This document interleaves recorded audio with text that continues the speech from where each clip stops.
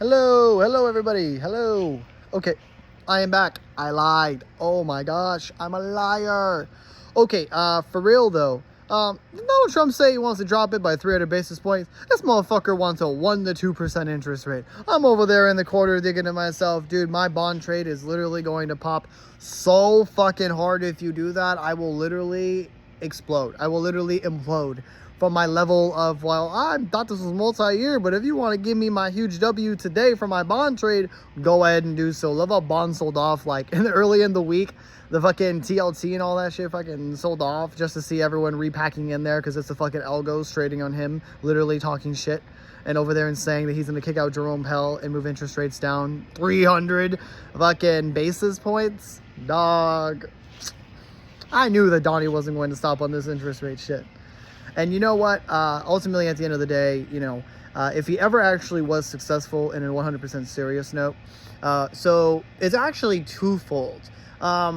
In the future, like in the long-term perspective, if you actually think about it, it's actually one of the greatest debt traps of all time. Now, depending on who you connect with and who you listen to and who you understand, some could view low interest rates obviously as a short term in order to get massive liquidity.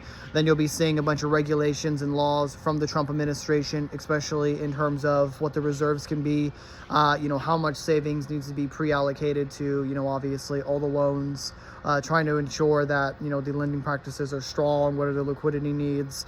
And then when you see a lot of that money, flow and go around, I mean, if it's at, almost fucking 1 to 0%, or ZERP technically, but if it ever got to that level, that's going to be even more crazy for the overall economy, because ultimately what that is going to mean is that there is going to be such a rush for cheap long-term liquidity. You're going to see a lot of businesses, whether it's around the world or or it's just regular large corporations, probably growing and expanding faster than they thought that they normally would, because now there is that theoretical money to come into the system in order for them to take a nibble on that Google, Meta, Amazon would probably double down and do anyway, because, well, all of us here already know the dollars now are worth more money in terms of the actual buying power and the ability that they have of it, than the future dollars will be. And also, at the end of the day, if they are overwhelmingly successful and all of you fucking people then decide to turn around, and let's just say that the average person can get, let's say they have a full-time job, 40 hours, make about $20 an hour. They can probably get, this is like car loan, credit cards, all that great shit. You'll probably get between maybe $10,000 to $40,000 worth of like accrued credit card debt. This isn't specific standards of it. They can be bullshit, credit, lines as well.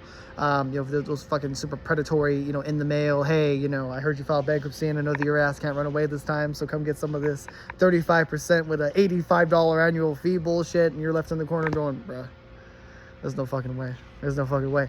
Anyways, long story short, though, is at the end of the day, ladies and gentlemen, they're going to try to essentially put all of you with massive amounts of debt, continuing to artificially push up and prop up the economy with that short-term spending. It's like stimulus, but the big difference is it encourages everyone to give you an actual credit line.